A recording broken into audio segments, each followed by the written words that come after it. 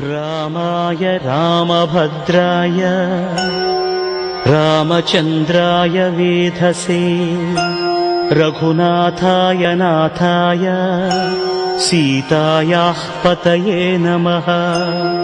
श्रीराम राम रघुनन्दन राम राम श्रीराम राम भरताग्रज राम राम श्रीराम राम रणकर्कश राम राम श्रीराम राम शरणं भव राम राम।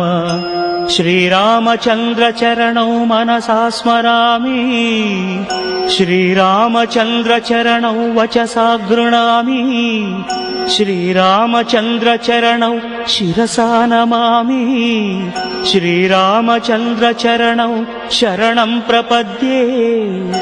माता रामो मत्पिता रामचन्द्रः स्वामी रामो मत्सखा रामचन्द्रः सर्वस्वं मे रामचन्द्रो दयालुः नान्यं जाने नैव जाने न जाने।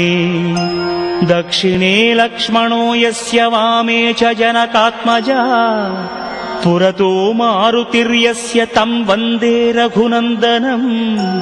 लोकाभिरामं रणरङ्गधीरं राजीवनेत्रं रघुवंशनाथं कारुण्यरूपं करुणाकरं तं श्रीरामचन्द्रं शरणं प्रपद्ये।